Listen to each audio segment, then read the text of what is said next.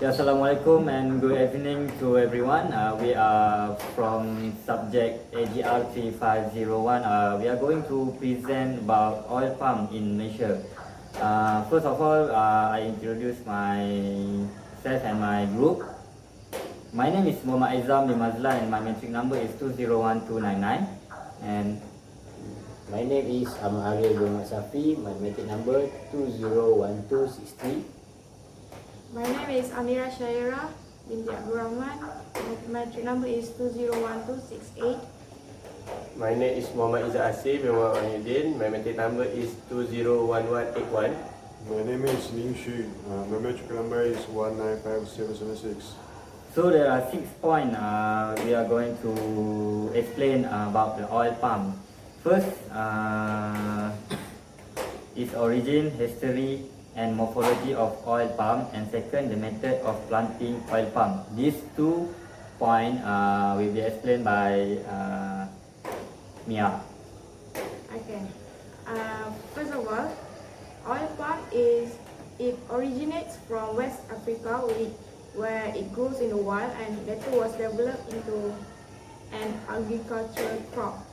It started as an ornamental plant in Rantau Panjang in Selangor, using Delhi Dura seed from Delhi, Sumatra.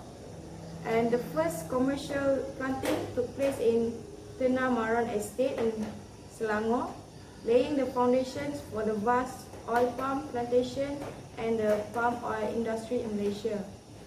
Later in 1960s, the government introduced land settlement schemes for planting oil palm as a means to eradicate poverty for the landless, farmers and smallholders. The oil palm plantations in Malaysia are largely based on the estate management system and smallholder scheme. So now I'm going to talk about the morphology of the oil palm. So now I'm going to start with the stem. Oil palm has a single straight stem. It can reach 25 until 30 meters when it's matured. But the stem will be bent in peat soil after 2 until 3 years as the soil shrinks. And it has 2 phases. The first phase is after planting to 3.5 years, the growth in plant base, which is the bulb. And the second phase is plant stem formation after 3 years. The height increment is 35 until 75 centimeter per year, depends on the genetic factors and soil fertility. So now it's the roots. Oil palm is monocotyledon plant, which means it has fibrous root. Primary root grows from stem base, which is the bulb, and it can spread 20 centimeter from the bulb. And this, from the primary, it will grow secondary root, after that the tertiary and quaternary root.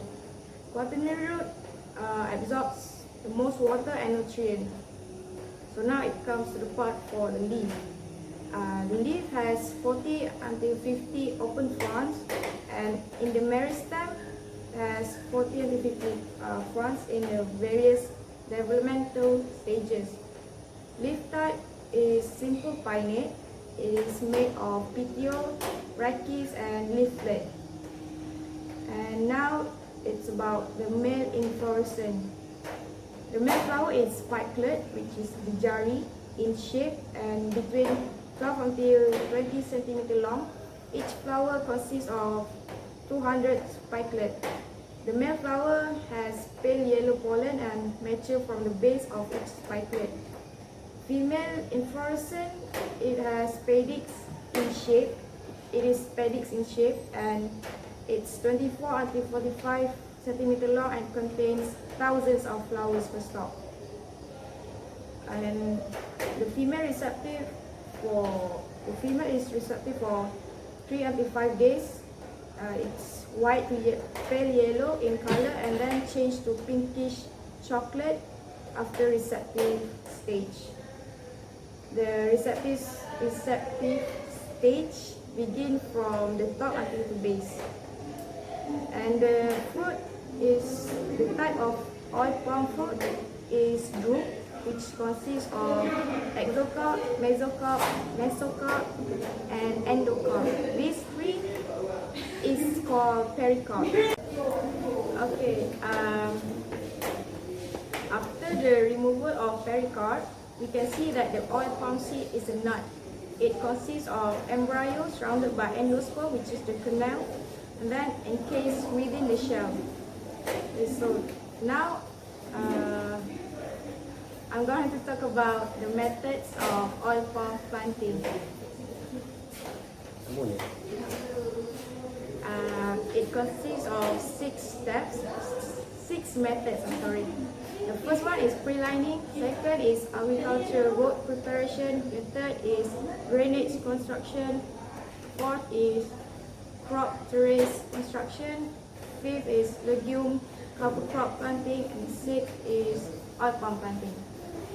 And the first one is pre-lining. It is done for planting row, agricultural road, which is the main and secondary, and drainage. It is to ease staking process, which is the windrow, and ganoderma infected plants is removed before pre-lining. So the second one is agricultural road preparation. Road surface must be built convex in shape to prevent waterlog. In hilly area, road surface must be inclined towards the hill, and side drainage must be built. And then put laterite or gravel before yield starts, at least 30 centimeters after the compaction. So the third one is drainage system. Usually drain is built in low and flat area to control excess water level within the field area. So the size for main drain is 8 foot in width, 6 foot in depth, and 4 foot in surface area. So the collection drain is 6 foot in width times 6 times 4 foot times 3 foot. And field drain is 2 foot times 2 foot times 1 foot. And the fourth is constructing traces. Highland with slope within 3 degrees until 25 degrees. Trace must follow the contour. Trace width depends on the land slope, and wider trace needed for mechanization, and must be connected with agricultural road. So now I'm going to talk about cover crop planting. Legume cover crops, which are commonly used, have 4. It is Galapagonium mucunoides. The second one is Puraria javanica.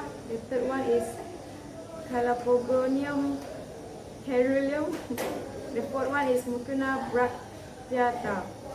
The methods are the first one is to make sure all the weeds are removed and destroyed. And second one is mix the seeds with 20 gram until 30 gram of rhizobium compost and phosphate fertilizer by using 1:1 ratio. The third one is plant the cover crop legume in similar row, either by group or holes. And then the last one is planting, oil palm planting. Seedling must arrive well prepared for transplanting from the nursery.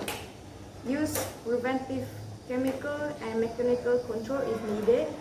And pruning can be done for easy handling, but can affect recovery. And it is best planted early in rainy season. So that's for my part. I'm gonna leave for. So I hope you guys understand what the point of origin, history, and morphology of oil palm, and the method of planting oil palm. So here I'm going to present my point, which is the best way to harvest the oil palm.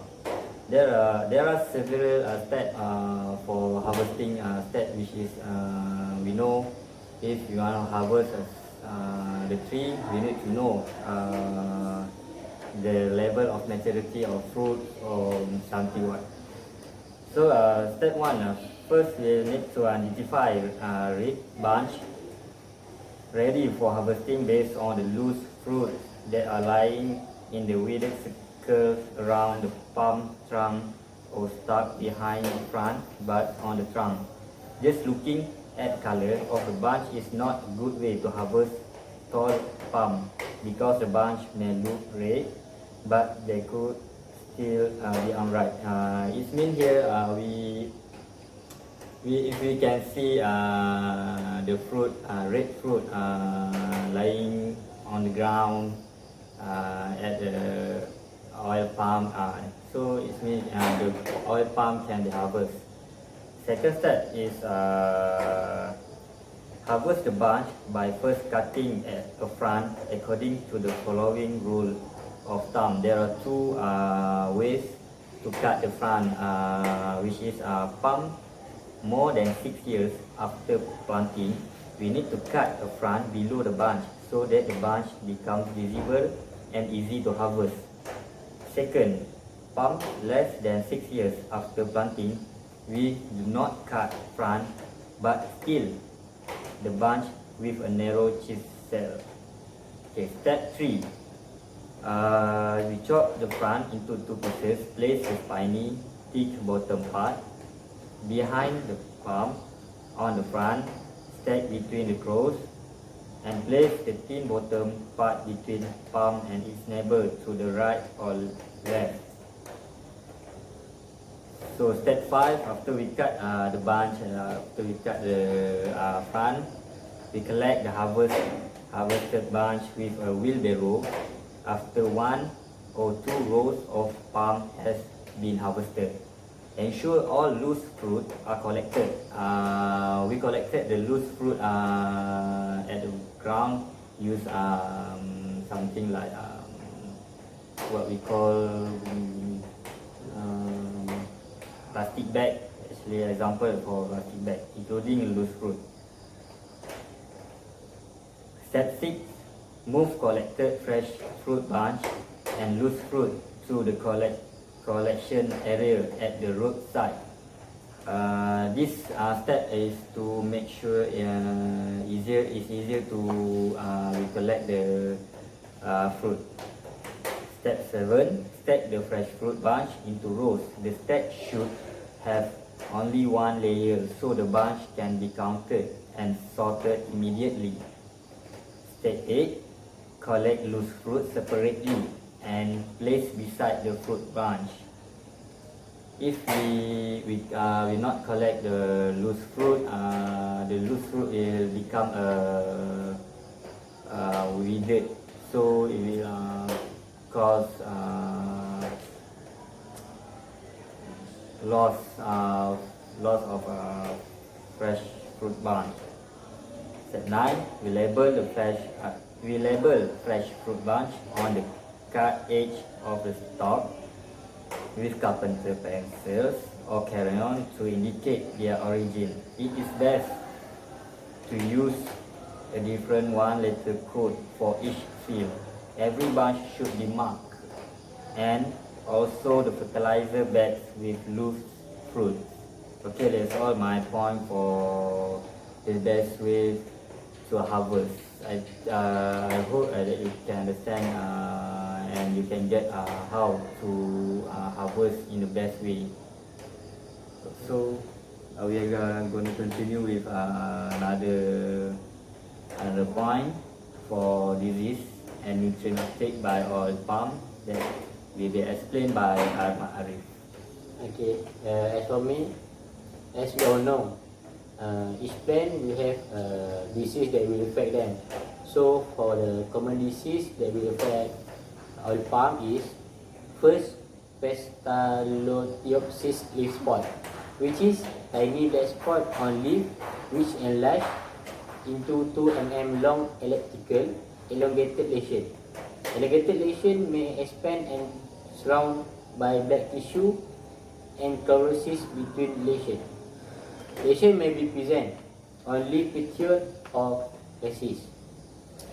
These diseases are caused by fungi, and this disease have been reported in worldwide. So many countries are having the same disease for oil palm, which is Staphylococcus leaf spot.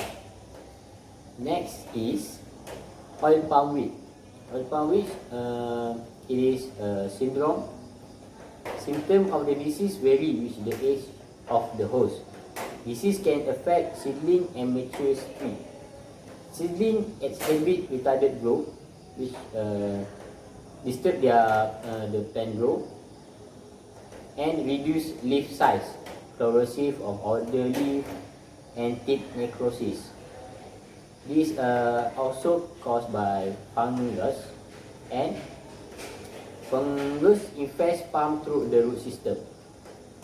For the third disease is Ganoderma bud rot. The symptoms are reduced growth of palm, pale green foliage, older frond turning chlorotic or necrotic, dropping frond or mature oil palm, spare leaf do not open, seedling may exhibit a one-sided chlorosis or necrosis of the lower frond. This is also caused by fungi. And then this disease are usually reported in Far East. As for the last disease, which common disease that affect oil palm is bacterial bud rot. These are the most common disease that will affect oil palm.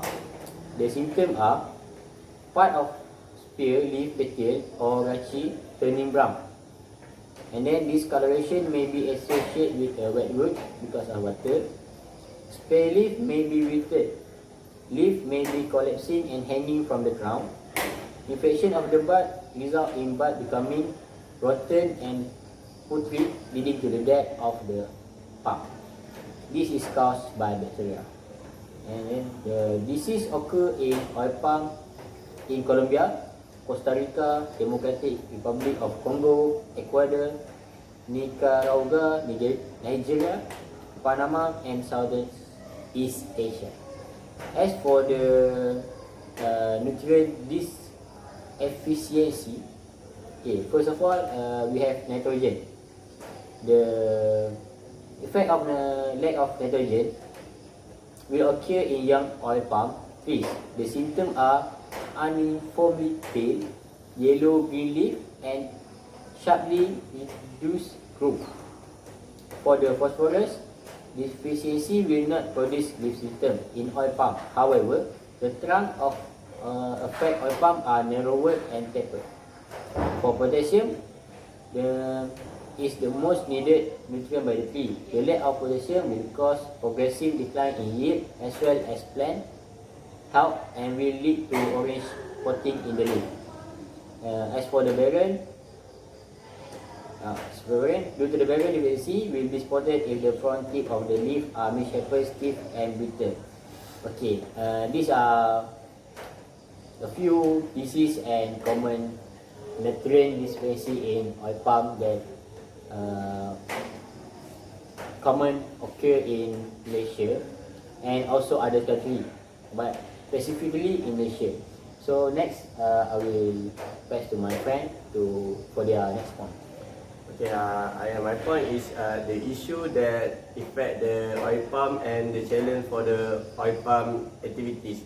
Okay, the first is the big issue for the oil palm in Malaysia is about Europe has banned our oil palm product because it is not suitable for their life, their daily life.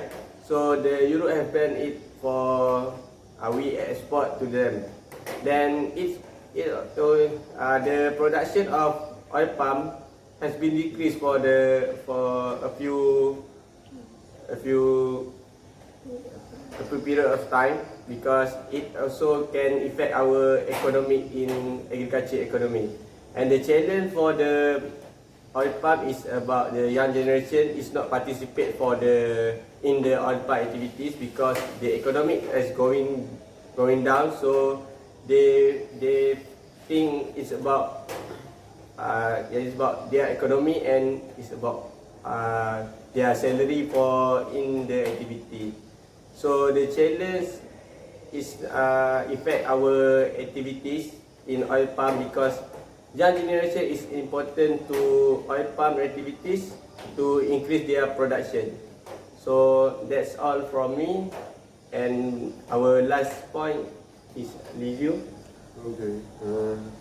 I will talk about the suggestion on how to improve the production of oil palm. I know in Malay, the oil palm products is more and more better. So I just have three suggestions about this. The one is amount of organic, right?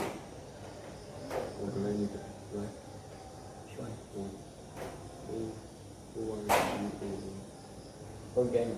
Organic matter in plants, and the number two is transfer oil palm to the best planting areas, and the three is invent new products about the oil palm. The increasing the amount of organic matter in plants, including a broad rate increases in night intensity to extend the illumination time better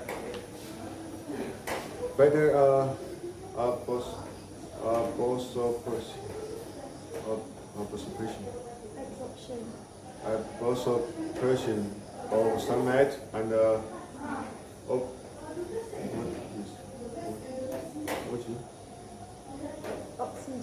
oxygen for better growth of oil palm. The transfer oil palm to best planting areas, which may increase the production of oil palm good soil, because the good soil can better absorb nutrients in fertilizer, fertilizer, and the invent new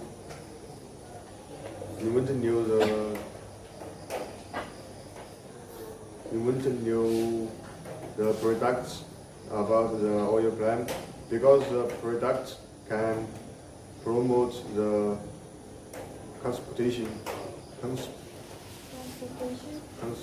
of oil palm, producing more oil palm supply. That's all.